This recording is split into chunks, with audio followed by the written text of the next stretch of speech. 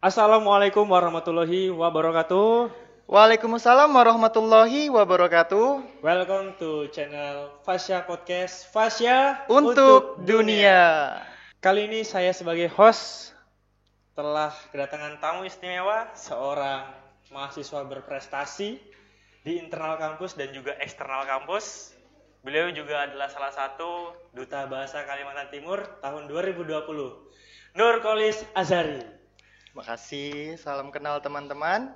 Perkenalkan, nama saya Muhammad Nurkolis Azhari, biasa dipanggil Holis. Saya seorang mahasiswa Hukum Tata Negara, Fakultas Syariah, Institut Agama Islam Negeri Samarinda. Selamat datang di Fasya Podcast. Oke, baik, terima kasih.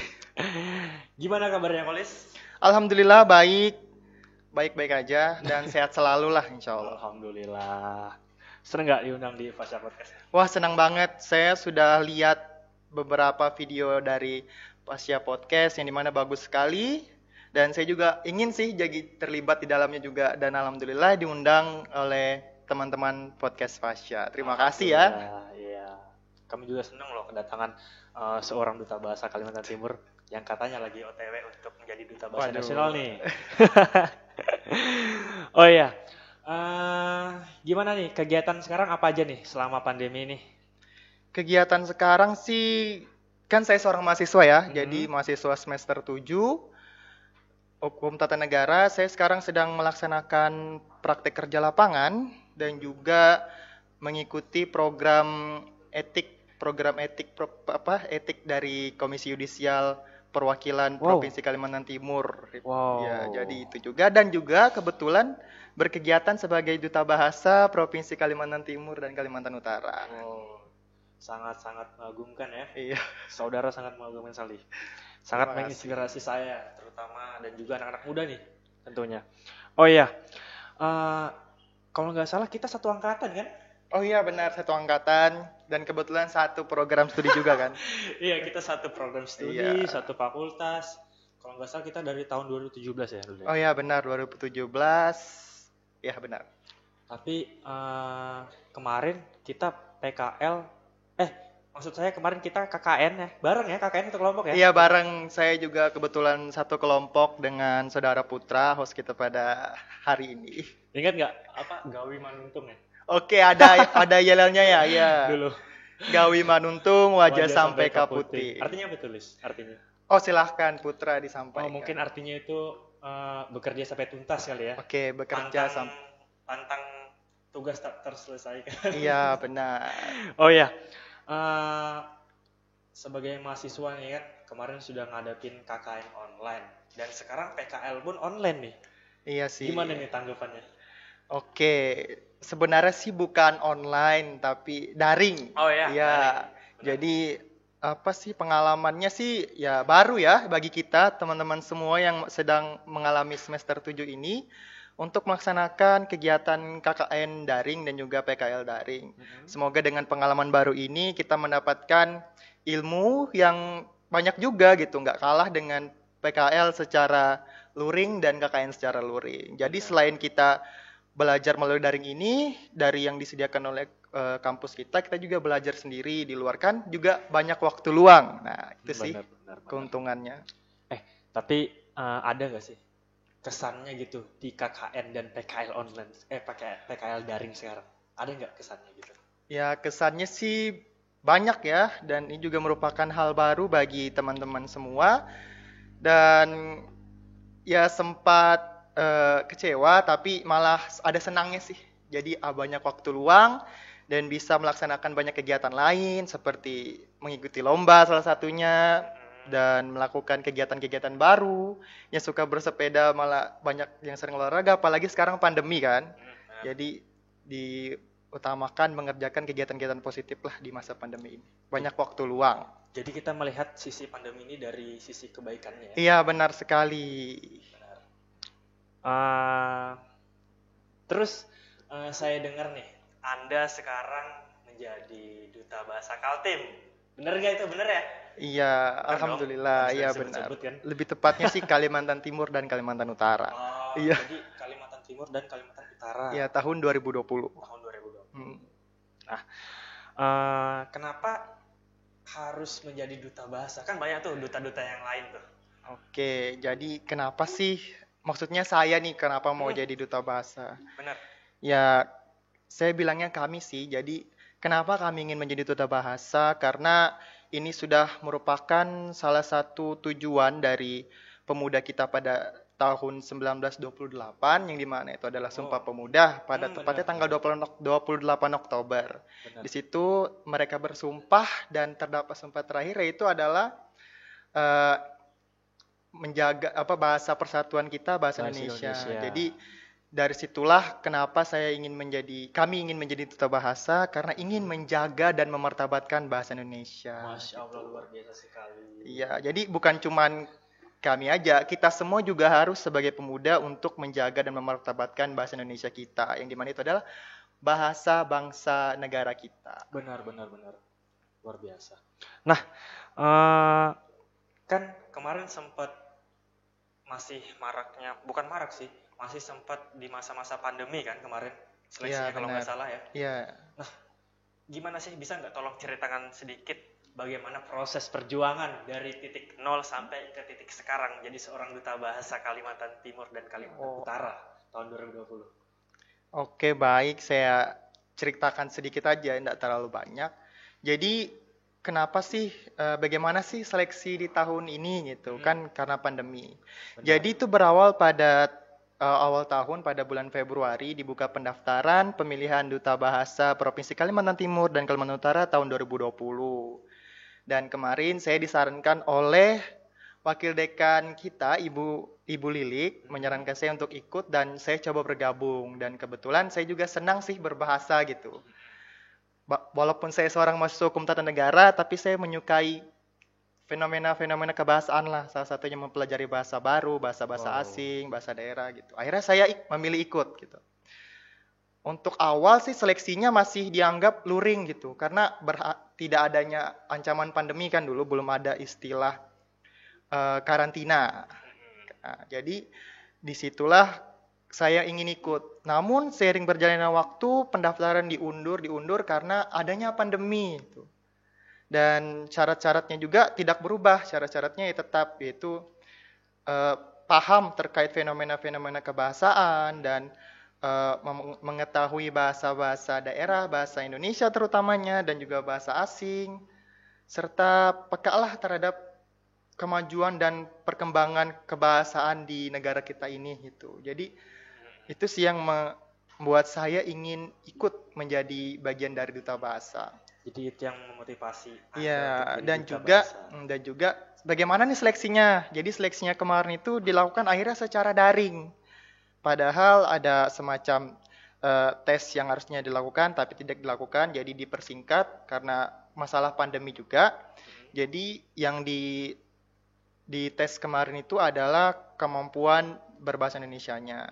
Cuman lebih banyak di menampilkan salindia. Salindia. Iya, Coba, salindia itu Salindia itu apa sih? PowerPoint dalam bahasa bahasa PowerPoint. Indonesianya. Oh, Jadi baru tahu. salindia yang dimana di situ diminta untuk membuat program kerja jika kamu menjadi duta bahasa. Jadi ya kemarin itu banyak dari teman-teman yang menjadi finalis Duta Bahasa Provinsi Kaltim Kaltara tahun 2020 menampilkan salindia dan program kerja yang bagus lah dan semuanya pasti peduli dengan perkembangan bahasa dan sastra di negara kita ini. Itu banyak dan saya juga salah satunya ya tentang bahasa juga. Sangat luar biasa sekali. Ya dan juga selain kami menampilkan salindia juga ada wawancara. Wawancara itu ditanya terkait kemampuan bahasa asing, bahasa daerah dan juga pengetahuan terkait kebahasaan gitu. Dan selain itu juga ada seleksi minat dan bakat. Seleksi minat dan bakat itu kami diminta untuk membuat video yang menampilkan minat dan bakat.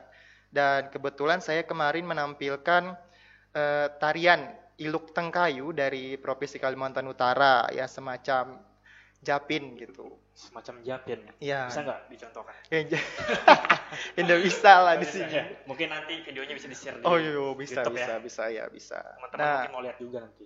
ya, jadi itu sih sebagian besar dari tes dan seleksinya, dan teman-teman juga kadang kan banyak yang takut untuk mengikuti seleksi duta bahasa. Seharusnya jangan. Jadi nggak dituntut sih untuk bisa berbahasa asing, dituntut sih untuk bisa berbahasa daerah, tapi dituntut untuk kalian itu tahu dan peduli terhadap perkembangan bahasa dan sastra di Indonesia gitu. Jadi jangan pernah takut untuk bergabung seperti itu. Oke, jadi ada nggak sih tips-tips buat teman-teman atau adik-adik kita atau abang-abang kita di luar sana yang ingin menjadi duta?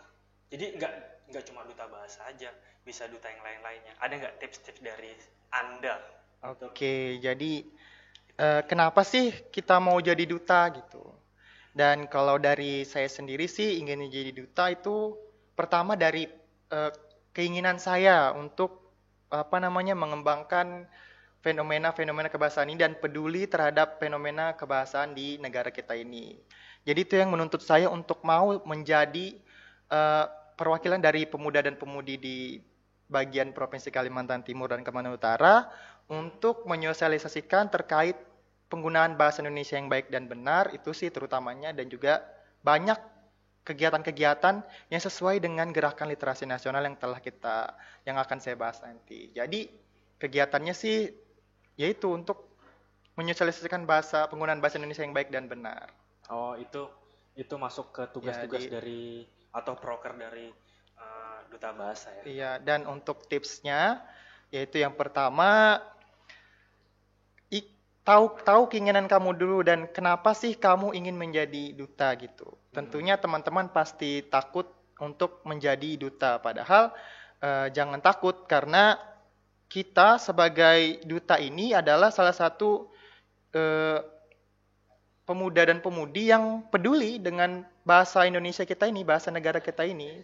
Dan yang kedua, untuk jadi duta itu jangan malu untuk menunjukkan kemampuannya. Jadi jika kalian tahu kalian mampu, maka tampilkanlah kemampuan kalian tersebut agar bisa diapresiasi oleh para juri juga dan teman-teman juga. Dan yang ketiga, tips untuk mengikuti seleksi duta dari saya sih adalah jangan berekspektasi tinggi gitu. Itu sih ya untuk mengikuti duta. Jadi kita mengikuti perlombaan semacam duta ini adalah tujuan yang pertama menambah pengalaman, yang kedua mencari relasi, yang ketiga ya menambah ilmu juga sih.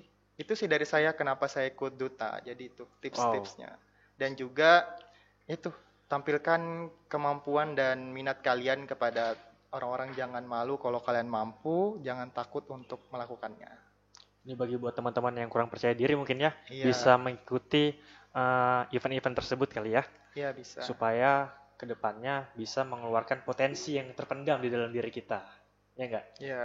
Nah, jadi sebagai milenial yang berprestasi di internal kampus dan eksternal kampus, sekaligus menjadi duta bahasa Kalimantan Timur, Kalimantan Utara 2020, ada nggak pesan buat pemuda-pemudi atau adik-adik dan juga teman-teman, khususnya teman-teman dari Yayan Samarinda dan umumnya untuk pemuda-pemudi Indonesia